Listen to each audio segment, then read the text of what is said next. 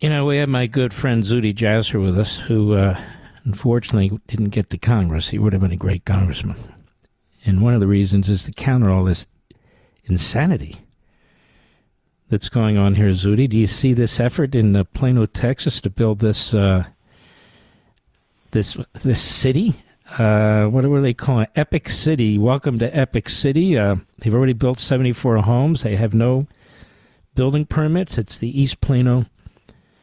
Let's see, Islamic Center. What are they doing here? They say that it's going to be strictly Sharia law. That's what they're going to educate the kids on. Only Muslims may apply. Only Muslims may be there. It's 400 acres. They're going to have apartments. They're going to have a massive mosque. And they have no intention of assimilating, quite the opposite. What do you make of this? Well, I have to tell you, and thanks for having me, Mark. It's always amazing to be with you. And, I'm glad you're bringing attention to this because, as you look at what happened in Europe, the separationist mentality, they start doing that when they know that the external community is having an impact on them, and they're losing followers to their political Islamic movement. Their attempts to indoctrinate our youth are failing. And you saw Al Jazeera English, which Al Gore sold for $500 million or even more, failed miserably in the United States and went out of business within 3 years, thank God. And, Al Jazeera is the propaganda arm for political Islam globally. But this Qatar, right? It's run by a cleric.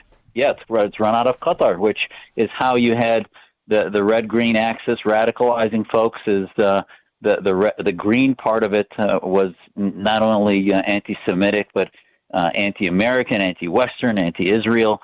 And ultimately, the reason they want to create these separationist groups and separate them out of society is because they're worried about the ability of freedom and liberty and individualism and anti-tribalism to impact their youth, their families, and others. And they may claim it's about religious liberty.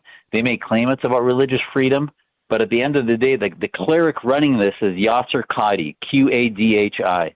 Yasser has been was openly a denier of the Holocaust, and then he claimed that he changed his ways since he said that 15, 20 years ago. He has openly talked positively about what Hamas did on October 7 and its genocidal acts.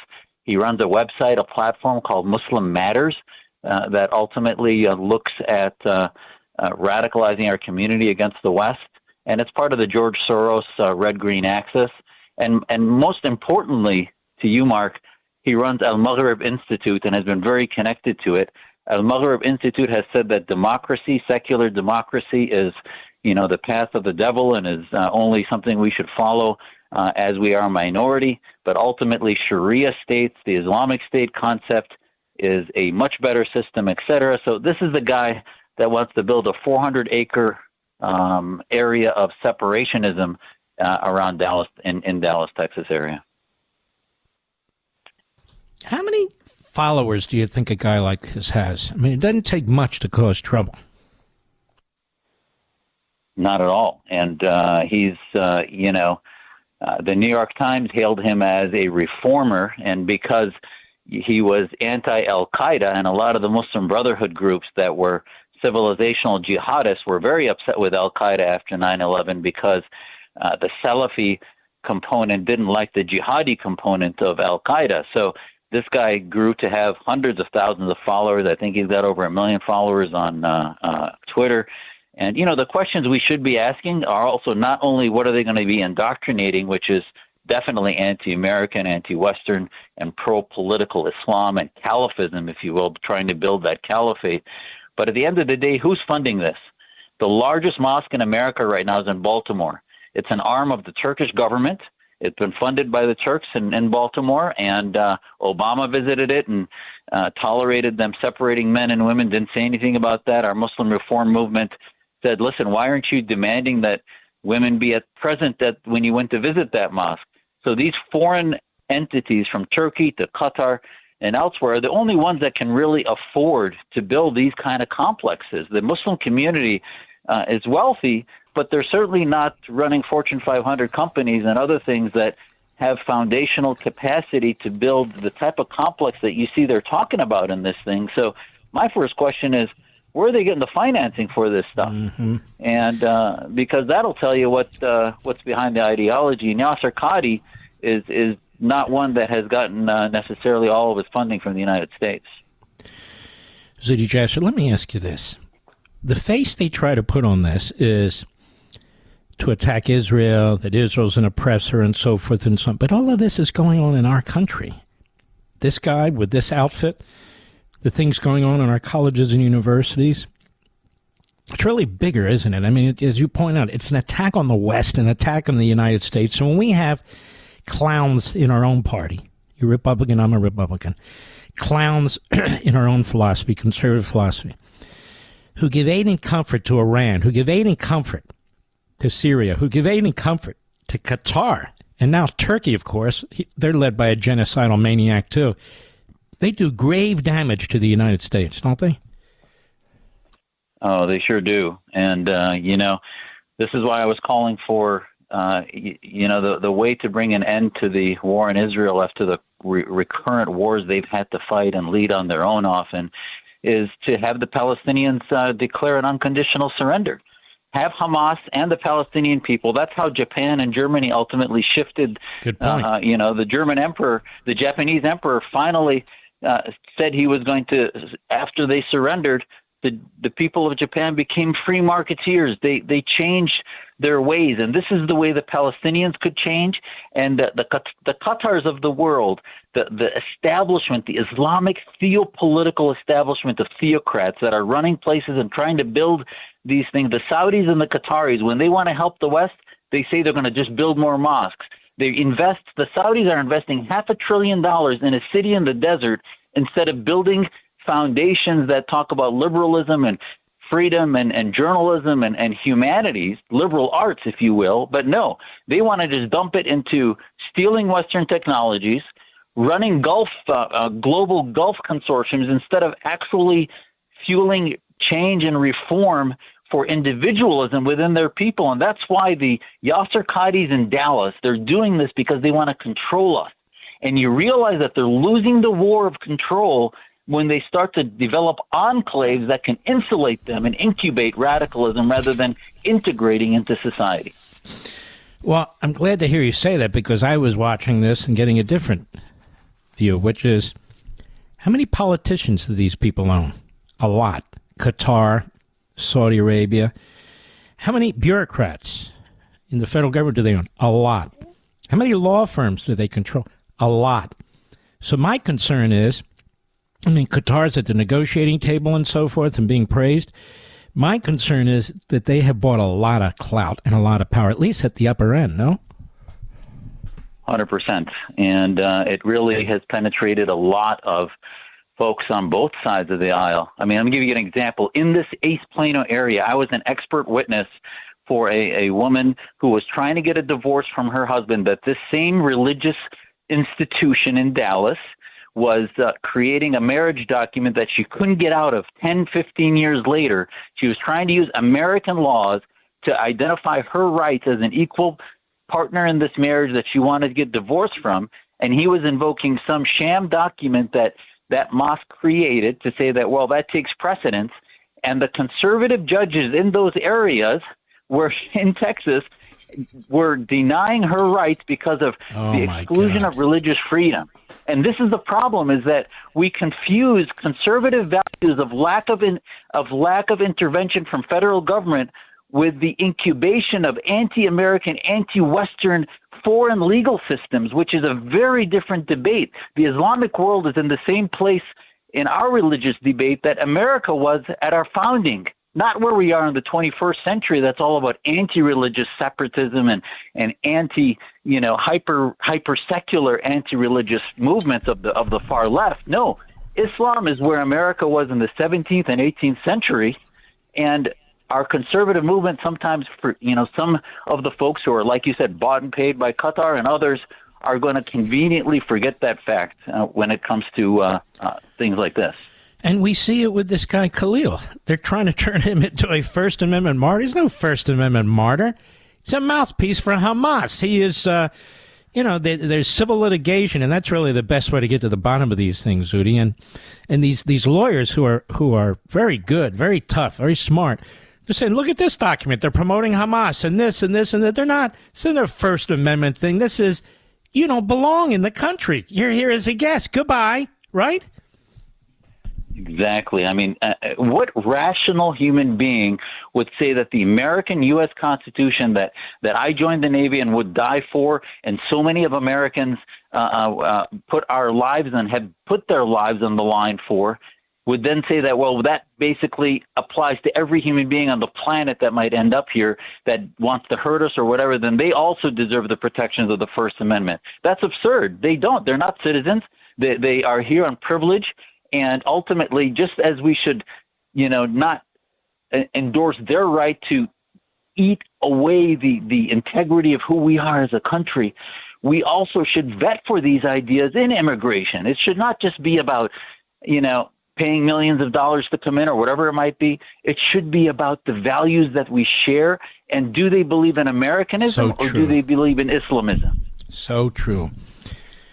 We're here with our friend Zuhdi Jasser. Zuhdi, so tell us about your family roots a little bit. Yeah, my grandfather, Zuhdi Jasser, was from Aleppo, Syria, and at the time, in the late 40s, had tried to bring democracy to Syria, but ultimately there were 20 military coups that happened in Syria to 63, and then ultimately the Baathists, the Nazis of Syria, took over in 63 and nationalized, took over his businesses. He had a newspaper, and he was put in state arrest for a number of years. My dad then escaped Syria as he finished medical school with my mom and came legally and got political asylum here in the U.S. And I grew up in a small town in Wisconsin and ultimately learned that, the place that allowed us to practice our faith more freely than in any Muslim-majority country was America. And ultimately, the Middle East was being torn between two evils. One is sort of the military secular dictatorships of Baathism, which was Syria and Egypt, versus theocracy, which were the Khomeinists or the Saudi, the Wahhabis, and ultimately Assad over time got into the Iranian orbit. And I wish my parents, I wish my dad and my grandfather were alive to see what Israel did to really save Syria. And ultimately, the last few months, we saw that it wasn't necessarily, that God bless the hundreds of thousands that died trying to get rid of Assad. They weren't able to do it. But ultimately, what happened was Israel, because of money, of fuel coming in from Iran, weapons coming in, Hezbollah, Iranian Republican Guard Corps, and others, had to protect itself. They cut off the transmission of weaponry and others through Iraq into Syria. They cut off even some of the Russian flow, and that ultimately left the military of Assad exposed. And Israel, over a matter of weeks, destroyed most of the military. Assad had to leave, and that is really, if there's going to be a statue in Damascus to thank the Syrians, to thank the departure of Assad, it would be Netanyahu. And ultimately, they did that for their own self-preservation. And I think, when people say, well, Syria now is even worse because you have a former al-Qaeda jihadist running it, I say, listen, as a doctor, when you have a massive tumor that's removed from a patient, they're going to get sicker. There are metastases, and the jihadists are part of the metastases. You remember it took General Mattis and Trump's first administration to get rid of ISIS because Assad let them thrive. He destroyed the moderates, destroyed families like mine. And the jihadists are no better. They're worse in many ways. But that cancer, patients are going to get sicker before. And if any country has a chance at success, it'll be Syria because of the fact that Israel decimated their military. The deep state is very weak. They can't really do more of those coups. So ultimately, we might see a country that has a diversity of Kurds and Druze and Shia, Sunni, and Christians and others that might have to come together. But not if Erdogan has his way, because that guy, he's horrendous. Tell everybody very quickly, we're running out of time, what he's doing with Syria. Oh, he's taken it over. Not only has he tried to put out his own leadership, he is trying to put bases, air bases there, Russian missiles there, so that he can threaten Israel and threaten the region.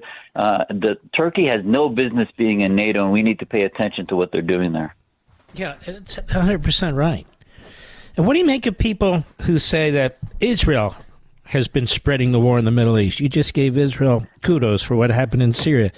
If it wasn't for Israel starting to fight the Houthis, I don't know that we would be fighting the Houthis now. And I don't mean by men, I mean taking out their infrastructure and so forth and so on. I think Netanyahu has changed the entire Middle East, and even the hard left. You and I talk about the fusion of the Marxists and the Islamists, and you see that in Israel too, and you see it around Israel too, right? That's why they're trying to take on Netanyahu.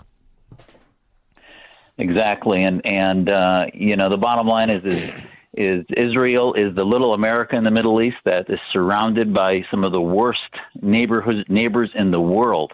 And whether it's the militants of Iran that see an end-of-time scenario where they would translate individual al-Qaeda type, Islamist type militancy to a national fratricide if they had a nuclear weapon.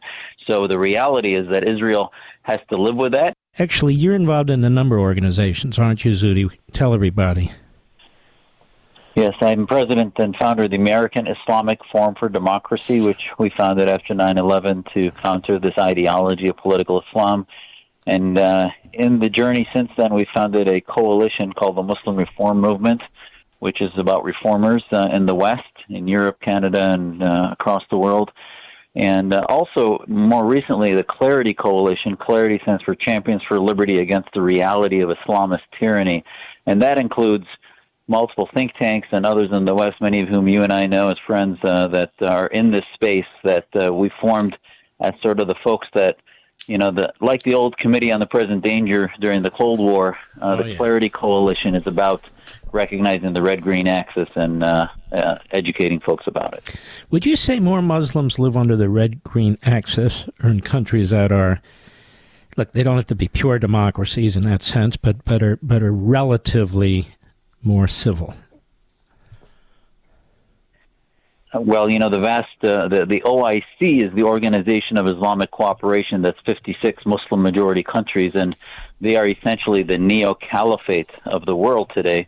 And many of them, left to their own devices, would want to kill one another, like the Irans and Saudi Arabias. But yet, together at the UN, they focus on one of the smallest countries in the world, Israel, because they want to tribalize their countries, their citizens, as being anti-Western, anti-Semitic, and ultimately use the UN as a tool to hate America and to weaken the West so that they can advance their own hegemony globally.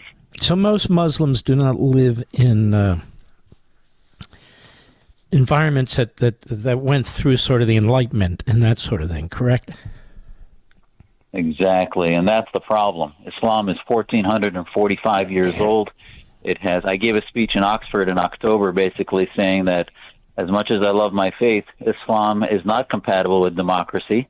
Maybe the faith of God is, but Islam, the brand of today, is not. There's a reason there's no countries that have gone through modernity that are Muslim majority, and the free thinkers that developed Western ideas of our constitutional freedoms and Bill of Rights, and leaders like yourself just have not been able to exist and write and speak in Muslim-majority countries. They have blasphemy laws, apostasy laws. So a country, a faith in which 81% of Muslims believe that you're, Muslim first before you're British or American, a faith in which 85% think you should be killed if you leave the faith and you're an apostate. That's not a faith that's come to term with modernity. And I'm doing this work because I love my faith. I have a great relationship with God.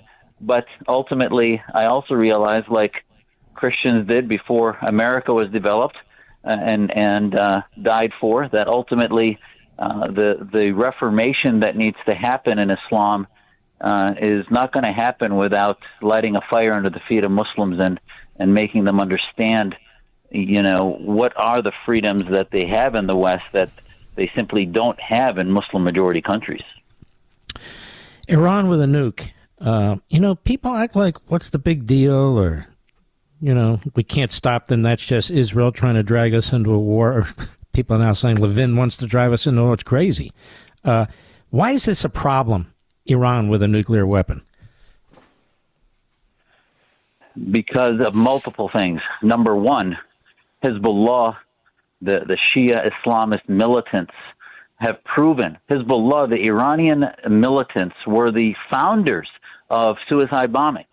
So they did that in Lebanon at the time of Reagan, and before the 79 Islamic Revolution of the Khomeinis basically came on the heels of a lot of that. And ultimately, if they endorse and believe in suicide bombing by soldiers and troops, why wouldn't they do that for their country, their nation? They 100%. opened the UN, their president, from Ahmadinejad on, as they give speeches every year in the General Assembly of the UN in September. They say that they hope and pray for the ushering in of the 12th Imam. That is a eschatology of the end of times. So to them, chaos and Armageddon and destruction is something they want to die for. They think they're going to go to heaven. That's not even close to the threat the Russians had. The Russians at least didn't want their own children to die. These people think, and this is why Iran was fueling Hamas, and Hamas is a death cult. So these death cults cannot have nuclear weapons because they'll take the world with them in their anarchy and chaos. Mm-hmm. But what do you make of apologists in America who try to turn the guns on the United States or President Trump or Israel as we cannot by force stop Iran from getting a weapon? I mean, once they get a weapon, we really can't stop them, can we? Exactly. And, one of the dumbest ideas of the 20th century was Pakistan. The Islamic Republic of Pakistan has a nuclear weapon. We thought it would balance out India and Pakistan.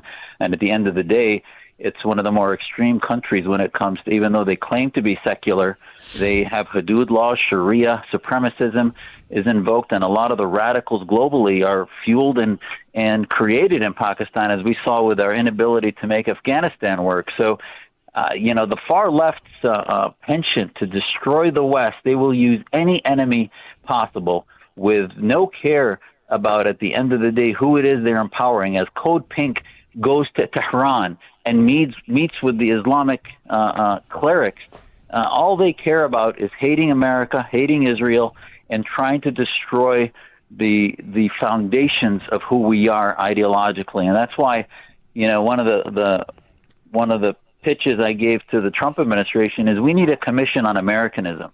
And that commission will not only look at immigration, legal immigration, and what ideas people should have that come here, but when you look at foreign policy, who are enemies and friends, it can't just be binary. We can't, we've tried to call some of them frenemies. When we work with other countries and allow money to come from foreign countries, now there's a Deterrent Act going through Congress trying to expose what happens when money comes from China and Qatar and elsewhere. And all we're trying to say is universities need to have transparency about where their money is coming from. Those countries are getting something in return for those billions in investment. Mm-hmm. Why don't we invest in making sure that people that come here share our ideas, believe in Western free markets and liberalism and individualism that undergirds who we are as a national identity, and then ultimately begin to have an offense in our ideas globally, which is why I'm glad to see Carrie Lake at Voice of America and beginning to actually weaponize ideas, because no, we can't win this militarily. I agree. President Trump is 100% right in that the forever wars don't work, but Israel does it right. They do surgical operations to assassinate leaders that are trying to kill us, that are radicalizing thousands upon millions, and they also prevent nuclear weaponry and other things in existing. And at the end of the day, if you look at the Middle East, it's slowly becoming less of a place of dictatorships that are running rampant because they're afraid of Israel. You cannot tame the beasts of these dictators unless they're afraid of us. And the left just wants us to back up. And if you look under Biden, the world was never less safe than it was when no one on the planet cared about what the United States was doing. Mm-hmm. Brilliantly put. Zuhdi Jasser, you're a great American patriot. I want to thank you, my friend. Appreciate you very much. Thank you for all you do, Mark. Appreciate it. All right, man. Take care. God, I wish you were in Congress. Don't you, Rich?